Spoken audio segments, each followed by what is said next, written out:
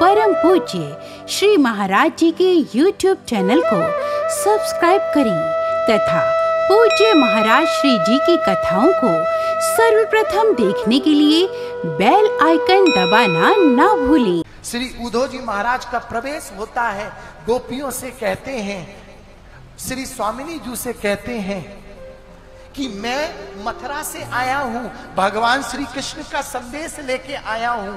तुरंत श्री स्वामिनी जी जैसे ही सुनती हैं कि मथुरा से कोई उद्धव संदेश लेके आता है, उसी समय एक भौरा जिस डाली के नीचे स्वामिनी जी विराजमान थी, उस डाली के ऊपर आकर के एक भौरा बैठ जाता है और सुंदर सा गीत के माध्यम से श्री स्वामिनी जी कटाक्ष करती हैं उद्धव पर।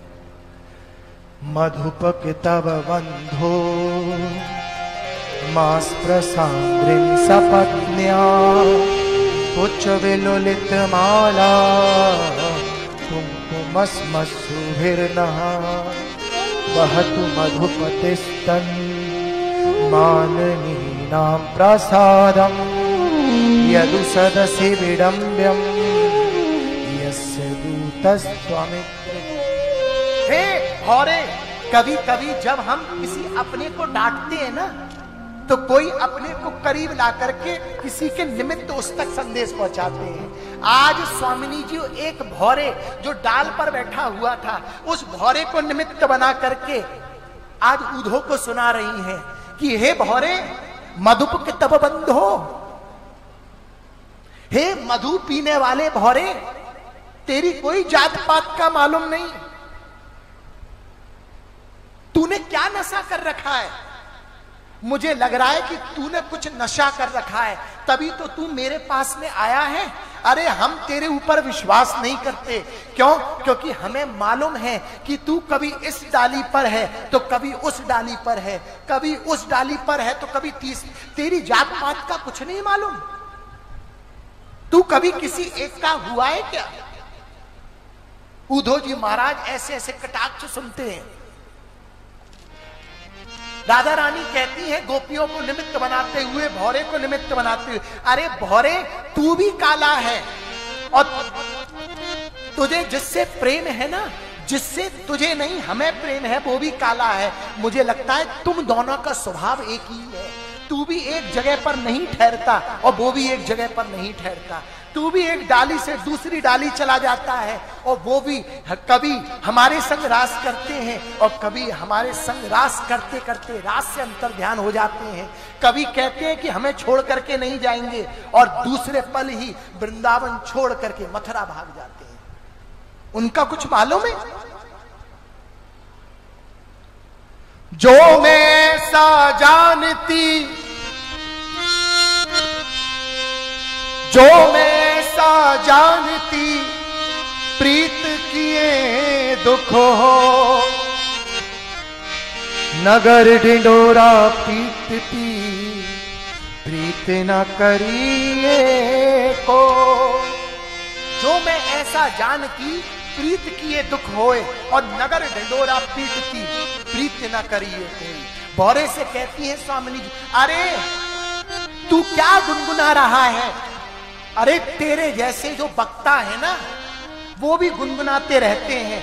जिस प्रकार तू गुनगुनाता है वैसे ही वक्ता व्यासपीठ पर बैठ करके गुनगुनाते रहते हैं और ना जाने उनको पता नहीं कृष्ण ने क्या गुटी, क्या नशा कराया है कि वो ऐसा व्यास गद्दी पर विराजमान होकर के नशा कराते हैं कि जब वही नशा श्रोता गण के रूप में, जब एक श्रोता के हृदय कमल में विराजमान होता है, भागवत रूपी नशा उनके कानों के माध्यम से भागवत उनके हृदय में विराजमान होती है, तो वो नशा ऐसा होता है कि वो श्रोता उसके बाद में चाहे भी तो उस नशा से कभी मुक्त नहीं हो सकता। उद्धव जी महाराज कहते हैं कि आप क्यों विरह कर रही हो? अरे आप जिसके लिए विरह करती हो, आप उसको नासिका के अग्रभाग पर ध्यान केंद्रित करके आप उसको स्मरण करो, ऐसा आपको लगेगा वो आपके हृदय कमल में प्रकट हो गया। स्वामिनी जी हंसते हुए बोलती हैं, ये ज्यादा ही योग का पाठ पढ़ाने आया है, थोड़ा सा इसको मैं सीधी करती हूं। यहाँ पर श्री स्वामिनी जी अपने कटाक्ष को परिवर्तन करते हुए अब उधो को ज्ञान देते हुए भाव प्रकट करती हैं कि हे उधो, अब तू हमारी सुन। प्रेमी जहां आते देश देशांतर से, जिनके हृदय में जलती प्रेम की ज्वाला है, गोपी उरु द्वार से विराज रहे कुंजन में, पाकर प्रवेश होता चित्त मत वाला है। प्रेम की परीक्षा होती, प्रेम का प्रश्न पत्र, प्रेम का प्रमाण पत्र मिलता निराला है। ऊधो जैसे ज्ञानी जहां आए प्रेम पढ़ने को, भैया वृंदावन प्रेम की पाठशाला है, प्रेम की पाठशाला है। अरे तेरे जैसे अनाड़ी को भी हम प्रेम का पाठ पढ़ा सकते हैं। क्यों?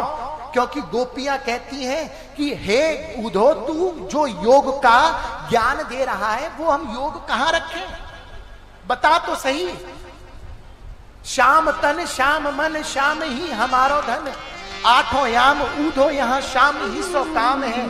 श्याम गति श्याम मति श्याम हमारो प्राणपति, आधरे की राखली आधार नाम श्याम है। श्याम ही है श्याम जिए, श्याम बिनु नाही जिए।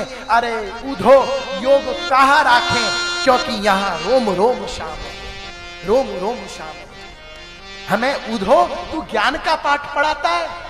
सुन, हमारे प्रेम की स्थिति अजीब है, हम बाबरी हैं, पागल हैं, तुझे देखने पर अनाड़ी लगते होंगे, लेकिन अब हमारी विरह की दशा सुन। हम इनकार करते हैं तो इकरार होता है, हम इनकार करते हैं तो इकरार होता है, हम तकरार करते हैं तो प्यार होता है। क्योंकि उल्टी ही चाल है इश्क करने वालों की, हम आंख भी बंद करते हैं तो राधा रमण का दीदार होता है।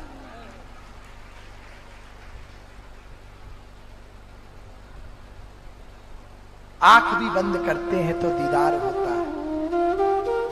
हमेशा देर कर देता हूं मैं, हमेशा देर कर देता हूं मैं, जरूरी बात कहनी है।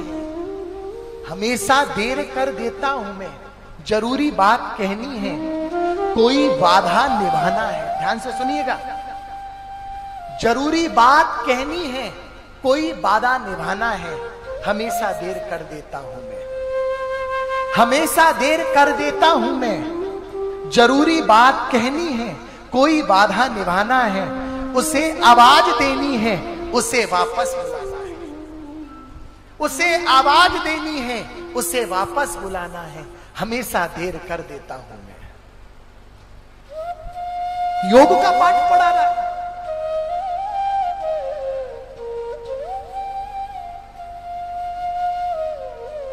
उधो जी महाराज के सभी ज्ञान इंद्रियां, जितनी भी इंद्रियां हैं महाराज, सब खुल गई। अभिमान नष्ट हो गया, अपने आप को बहुत वेदाचार, ज्ञानाचार, ऋषियाचार समझ रहे थे कि मेरे जैसा कोई ज्ञानी नहीं, मेरे जैसा कोई योगी नहीं। और याद रखना प्यारे, जितने भी योगी हैं, जिनको योग पर अभिमान है, वो जरा ब्रज की गलियों में भ्रमण करें और ब्रज की गलियों में होते हुए श्री राधा रमण की चौखट पर आए और राधा रमण की चौखट पर आकर के राधा रमण के दरबार में प्रवेश करके राधा रमण के जब प्रांगण है उस पे खड़े हो जाएं और कोई एक पागल उनसे टकरा जाएगा।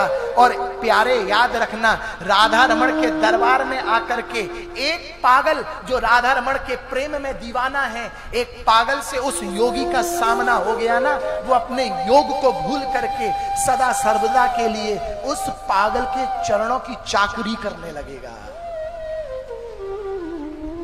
हमारे ब्रज में योग नहीं चलता, हमारे ब्रज में भोग नहीं चलता, हमारे ब्रज में सुभोग नहीं चलता, हमारे ब्रज में दुर्भोग नहीं चलता। हमारे ब्रज में तो एक ही चीज चलती है, हमारे ब्रज में तो सिर्फ श्यामा श्याम का दर्शन चलता है और कुछ नहीं चलता साहब। महाराज ज्ञान नष्ट हो गया, उल्टे पैर भागे और उल्टे पैर जाकर के जो संदेश लेकर के आए थे वही उधो जी महाराज आज भगवान श्री कृष्ण के दरबार में पहुंच करके कृष्ण के ऊपर उंगली उठाते हुए कहते हैं कि हे प्रभु माफ करना, आज मैं आपसे कहता हूं, आप उस आनंद को छोड़ करके इस क्षणिक मात्र के सुख में आप क्यों आए? अरे वो तो आनंद है, उसकी कोई सीमा नहीं। अरे गोपियों का आनंद है, आप उसको छोड़ के यहां पर आए हो, क्यों आए? तुरंत भगवान श्री कृष्ण कहते हैं उधो नेत्र बंद कर। उधो नेत्र बंद करते हैं, फिर कहते हैं हे उधो अब नेत्र खोल। जैसे ही उधो जी महाराज अपने नेत्रों को खोलते हैं तो क्या पाते हैं, चारों तरफ गोपियां हैं, साथ में श्री स्वामिनी जी हैं, और यही भाव प्रकट करते हैं कि हे उधो, गोपियां और स्वामिनी जी से कभी मैं अलग हुआ ही नहीं हूं। मैंने तो तेरे अभिमान को नष्ट करने के लिए तुझे गोपियों की शरण में भेजा था।